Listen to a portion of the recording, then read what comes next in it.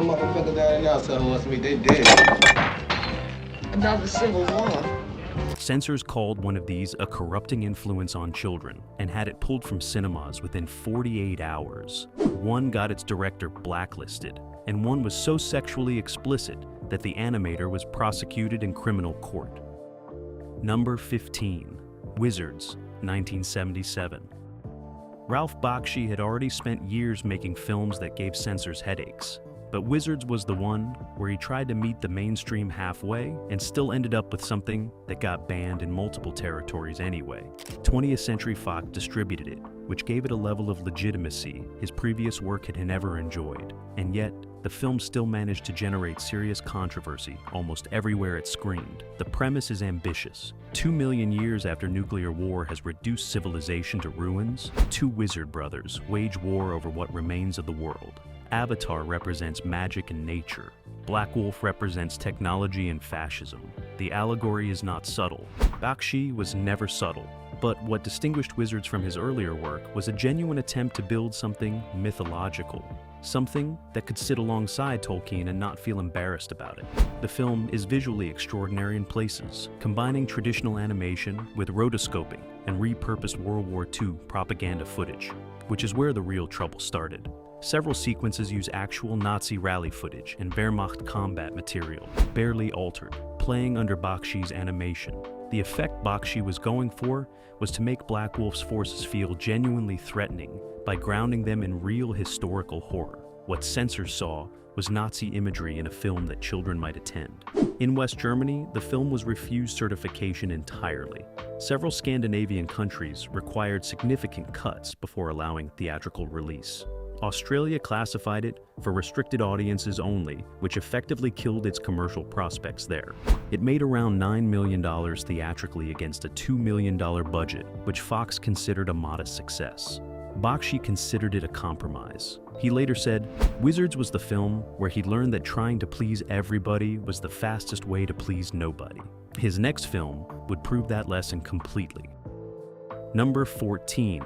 Fritz the Cat, 1972. This was the first animated film in American history to receive an X rating, and Ralph Bakshi earned it deliberately. He had adapted Robert Crumb's underground comic strip characters into something so aggressively adult that the MPAA essentially had no choice. The rating was not incidental, it was the entire point. Bakshi wanted to prove that animation was not a children's medium, and he proved it so thoroughly that Crumb himself was furious about the result and spent years publicly disowning the film. Fritz the Cat follows a streetwise cat through the countercultural chaos of 1960s New York. There is drug use, explicit sexuality, political satire sharp enough to draw blood, and a portrait of race relations in America that made comfortable liberal audiences deeply uncomfortable in ways they had not anticipated. Bakshi was not interested in making anything safe or reassuring. He was interested in making something true, or at least true to his experience of that period. The film was made for approximately $800,000 and grossed over $90 million worldwide, which made it the most commercially successful independent animated film ever produced at that point. Those numbers are extraordinary by any measure. They also made the X rating completely impossible to ignore as a marketing tool. In Australia, the film was refused classification entirely on first submission and banned outright.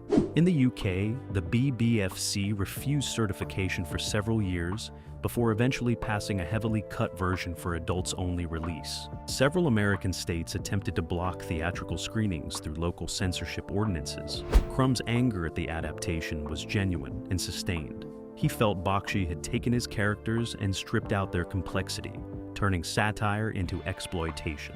He later killed Fritz in the comic strip, specifically to prevent any further adaptations. The two men never reconciled professionally. The film itself remains a landmark regardless of what either of them thought about it. Number 13. Fantastic Planet, 1973. This one came out of France and Czechoslovakia as a co-production, which already put it outside the framework most censors were equipped to handle.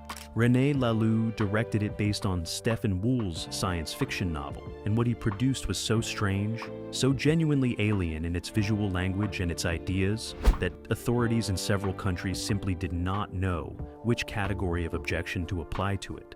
The premise is one of the most unsettling in science fiction animation. On a distant planet, giant blue humanoids called Drogs keep tiny human-like creatures called Ohms as pets. Some Ohms are domesticated. Others live feral in the wilderness and are periodically exterminated as pests. The film follows one Ohm who gains access to drug education technology and uses that knowledge to organize resistance. The allegorical content was immediately obvious to censors in certain territories, and that was precisely the problem. In South Africa, the film was banned entirely, with censorship authorities citing its depiction of an enslaved population rising up against their masters as politically inflammatory material that could not be permitted to circulate. The timing, the early 1970s, made the allegory feel not abstract at all. In the United States, several regional censorship boards flagged the film for its surreal violence and sequences of nudity among the Aum characters. The film received an R rating nationally, but several local authorities blocked screenings in their territories regardless. It won the Special Jury Prize at Cannes in 1973, which gave it a level of critical credibility that made outright banning more complicated in Western European territories. The BBFC passed it with cuts for a restricted UK release. The film made modest returns theatrically, but built an enormous reputation through repertory screenings over the following decades. It remains one of the genuine masterworks of European animation, and one of the strangest science fiction films ever made. Number 12, Heavy Metal, 1981. Columbia Pictures distributed this one, which meant it had major studio backing, serious money behind it, and an all-star rock soundtrack featuring Black Sabbath, Devo, and Cheap Trick, among others. None of that prevented it from being banned in multiple territories, seized by customs in others, and refused certification in several countries that took particular exception to what was on screen. The film is an anthology, adapting various stories from the American Heavy Metal magazine, and the tonal range is considerable. Some segments are played for dark comedy, others are straightforward action science fiction, and several are so explicitly sexual and graphically violent that they would have tested the limits of live-action certification, let alone animation. The segment called Captain Stern involves a genuinely funny courtroom premise. Den is a pulpy sword and sorcery adventure with constant nudity. Tarna is the film's most visually impressive section, a near-silent warrior revenge story that influenced a generation of animators. But the connective tissue holding everything together is a glowing green orb of pure evil called the Loch Nar, and the film never pretends to be anything other than aggressively adult entertainment. In Australia, the film was refused classification on first submission and banned outright. The BFC in the UK required substantial cuts to multiple segments before certifying it for restricted release. West Germany attached an adults-only classification after additional cuts were made. In Canada, individual provinces had varying responses, with several requiring edited versions for theatrical certification. It made around $20 million domestically against a roughly $9 million budget. Columbia considered it underperformance for a film with that level of marketing investment. The home video release was delayed for years because of music licensing complications, which only amplified its cult reputation. People who had seen it described it to people who had not, and the descriptions were always more vivid than any advertisement could have been. Number 11, Coonskin, 1975. Ralph Bakshi appears on this list twice, which tells you everything about the 1970s animation landscape and about Bakshi specifically. If Wizards was the film where he tried to compromise and Fritz the Cat was the film that made him famous, Coonskin was the film that got him picketed before it even opened, had its distributor drop it within weeks of release, and generated the kind of controversy that effectively ended his relationship with mainstream Hollywood permanently. The film combines live-action sequences with animation to retell the Brer Rabbit folktales through the lens of 1970s Harlem. Bakshi intended it as a savage satire of Hollywood's history of racist caricature, using the exaggerated imagery of old cartoons as a weapon against the attitudes those cartoons had always represented. The Harlem sequences are brutal, funny, and filmed with a documentary rawness that sits in jarring contrast to the animated material. CORE, the Congress of Racial Equality, organized protests before the film was even finished. They had seen early footage and concluded that Bakshi was simply producing more racist caricature regardless of his stated intentions. Paramount, which had agreed to distribute the film, dropped it under pressure. Bryanston Pictures picked it up but pulled it from wide release after only a few weeks.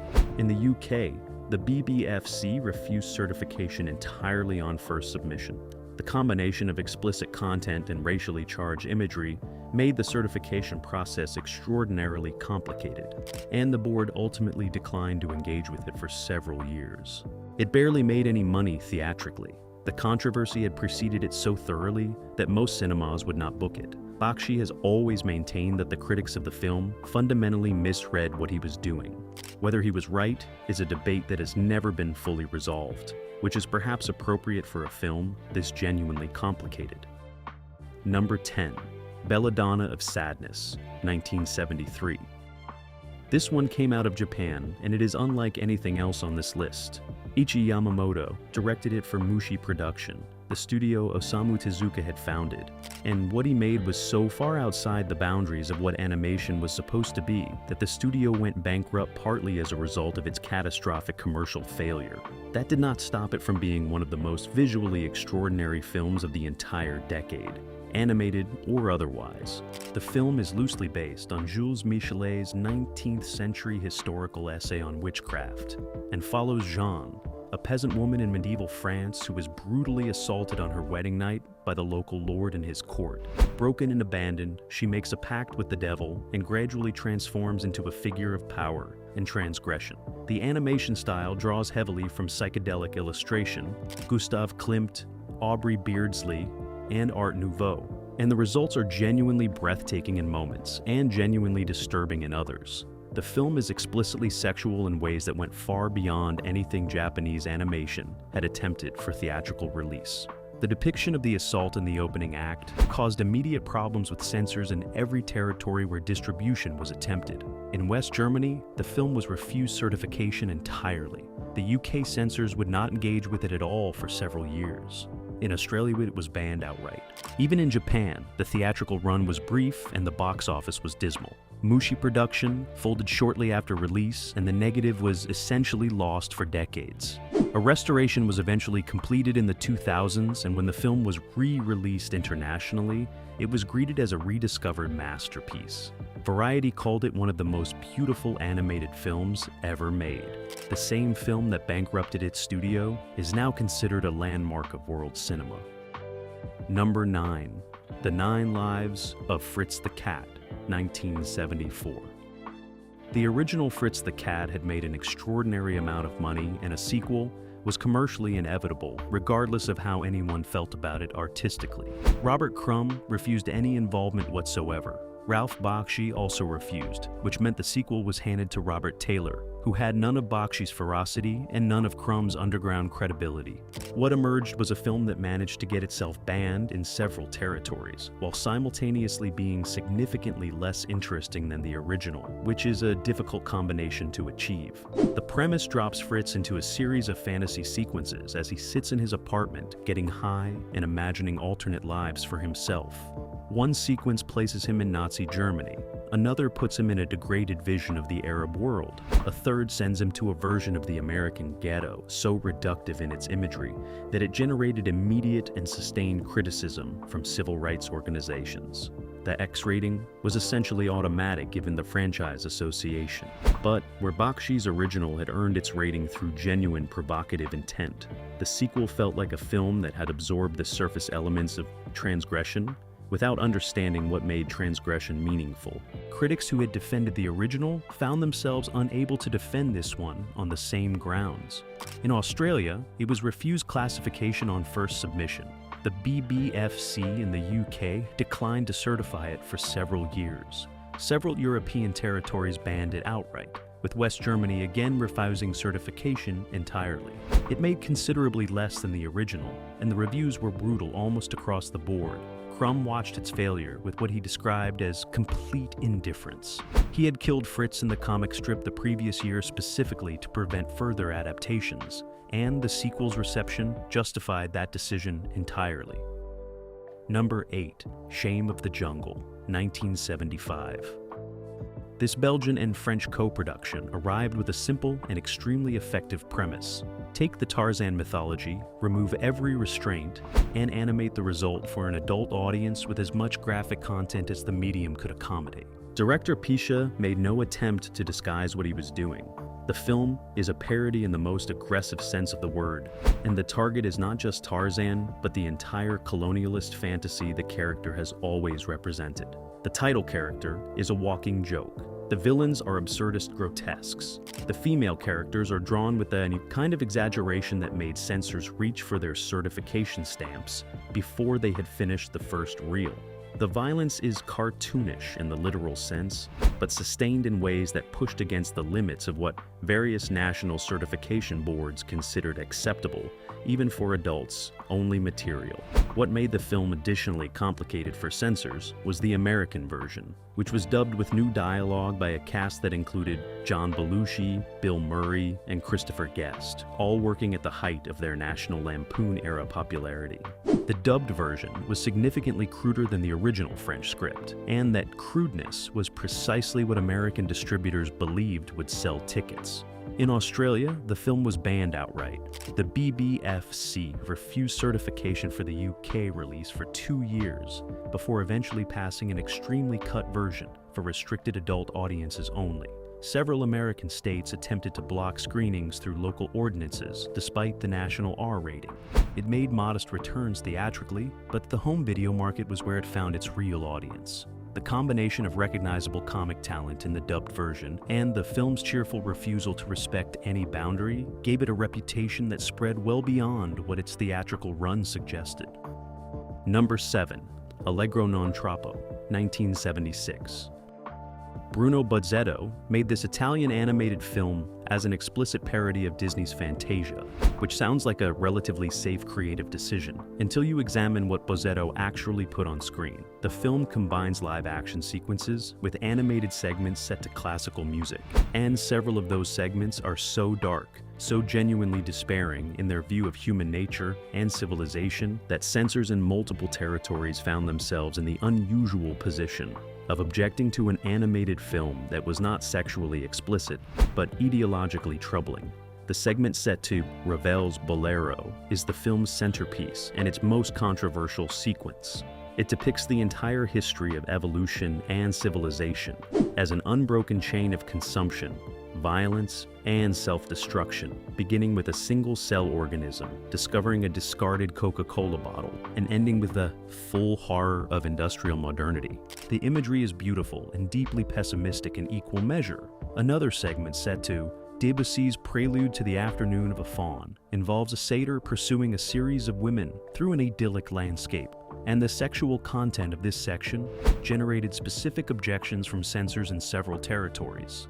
The combination of classical music, genuine artistic ambition, and content that repeatedly pushed against certification limits made the film extraordinarily difficult to categorize. In South Africa, the film was banned entirely, with authorities citing the Bolero sequence's apparent critique of capitalist civilization as politically unacceptable. Several South American countries under military governments at the time banned it on similar grounds. The BBFSC passed it for restricted release in the UAC after requiring cuts to the fawn sequence. It found its largest audience through repertory cinemas and film society screenings, where its combination of genuine artistic quality and transgressive content made it ideal programming. Bozzetto became a celebrated figure in European animation. The film is still considered his masterpiece and one of the finest achievements of the entire decade. Number 6. Marcy's Light Years Away, 1978.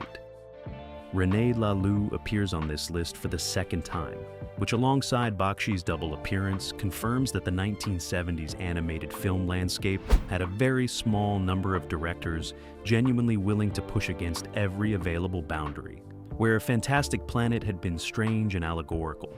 Laloux's follow-up, also known as Gandahar in its later international release, went somewhere considerably darker and considerably more explicit in ways that surprised even audiences already familiar with his work. The film is set on a distant planet called Gandahar, where a perfect humanoid civilization faces annihilation from an army of metal men. The king sends his finest warrior, Sylvain, to discover the source of the threat. What Sylvain finds is a civilization of grotesquely mutated beings, the deformed, created by Gandahar's own genetic experiments and abandoned when they proved inconvenient. The allegory about scientific hubris and the treatment of those society considers disposable is clear and uncomfortable. The visual design of the deformed sequences caused immediate problems with censors in multiple territories.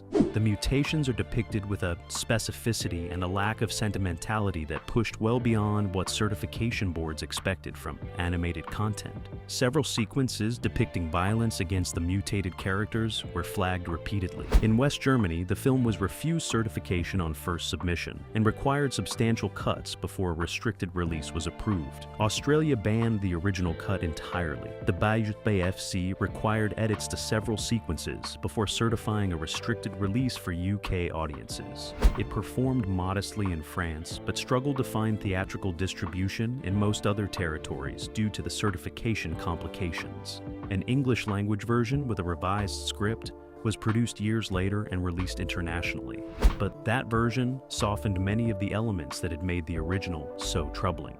Laloux always preferred the original cut and said the English version missed the point of almost everything he had been trying to do.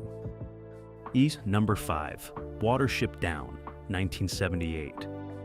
Martin Rosen made this one for a British audience that understood it was adapting Richard Adams's celebrated novel, which meant there was a level of cultural legitimacy attached to the project that should have protected it from serious censorship trouble. It did not. What Rosen put on screen was so graphically violent, so emotionally devastating, and so completely indifferent to the idea that animation meant safety for younger viewers, that it generated controversy in every territory where it screened, and is still being argued about decades later. The story follows a group of rabbits fleeing the destruction of their warren and searching for a new home. That description makes it sound gentle. It is not gentle. The film opens with a creation myth depicting mass death. It contains battle sequences of genuine ferocity. A rabbit drowns slowly on screen. The villain, General Woundwort, is one of the most frightening characters in the history of animated film, not through supernatural means, but through pure physical menace and authoritarian brutality. And the ending, which involves the protagonist lying down to die while a black rabbit of death arrives to collect him, traumatized an entire generation of British children who had been brought to the cinema expecting something reassuring. Several countries classified it exclusively for adult audiences, which created immediate commercial problems for a film that needed family audiences to recoup its budget. In West Germany, the film was restricted to viewers over 16 years of age. Several Scandinavian countries required cuts to the battle sequences before certifying it for any theatrical release. Australia classified it for restricted audiences only after considerable internal debate. It made around $11 million theatrically, which was considered a reasonable return. But the conversations it generated about what animation was permitted to do and who animation was actually for echoed through the industry for years afterward. The generation traumatized by it as children grew up to champion it as one of the most honest films ever made about mortality and the cost of survival. Number 4. The Lord of the Rings, 1978. Ralph Bakshi appears on this list for the third time, and this entry is the one that came closest to genuine mainstream acceptance before the controversy arrived. United Artists gave him an unprecedented budget for an animated film.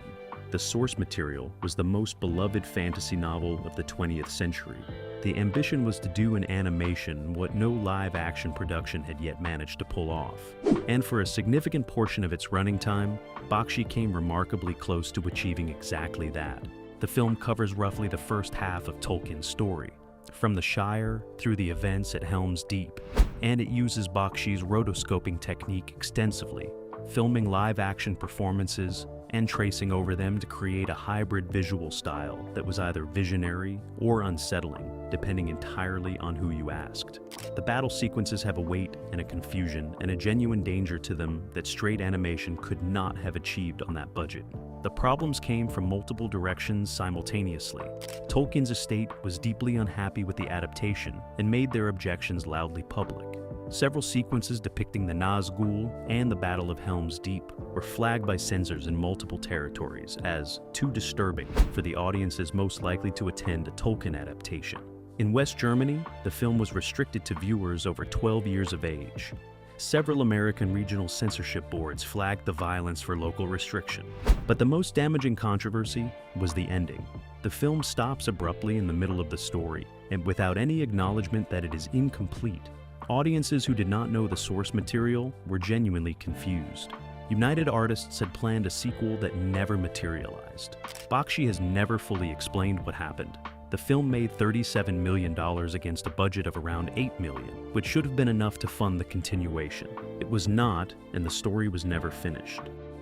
Number 3, Fantastic Animation Festival, 1977.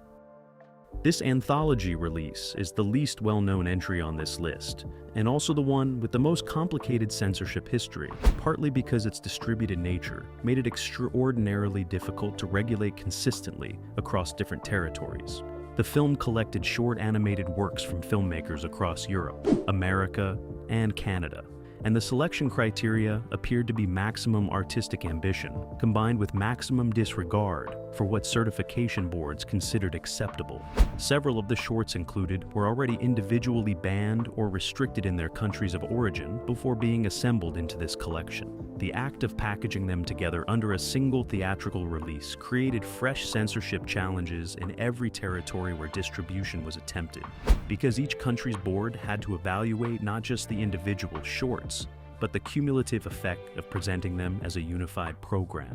The most controversial segments came from Eastern European animators, whose work combined surrealist imagery with political content that made censors in both Western and Eastern Bloc countries uncomfortable for entirely different reasons. One Czech short was banned in Czechoslovakia for its implied critique of state authority, and simultaneously flagged by American regional censors for its abstract violence. The same film, objectionable to completely opposite political systems, for completely opposite reasons. In Australia, the entire compilation was refused classification on first submission. The BBFC in the UK required the removal of 3 individual shorts before certifying the remaining program for restricted release. Several South American countries under military governments banned it entirely without specific explanation, which was itself a kind of explanation. It received extremely limited theatrical distribution in most territories and essentially functioned as a repertory and film society program, rather than a conventional release. Several of the individual shorts it contained went on to win major international animation awards, which created the surreal situation of celebrated prize-winning films existing within a banned compilation. The full uncut program has never received a legitimate home video release in most countries. Number 2, Sweet Movie, 1974. Dusan Makavejev made this Yugoslav and French co-production and delivered something so comprehensively transgressive that it effectively ended his ability to work within any conventional studio system for the better part of a decade. Sweet Movie is not strictly an animated film. It is a live-action film that incorporates animated sequences and that exists so far outside normal categorical boundaries that every attempt to classify it, animated or otherwise, controversial or criminal, art or exploitation, collapses under examination. The film follows 2 parallel stories. Miss World, a virginal beauty queen, is sold in marriage to an obscenely wealthy man and subjected to a series of increasingly degrading experiences.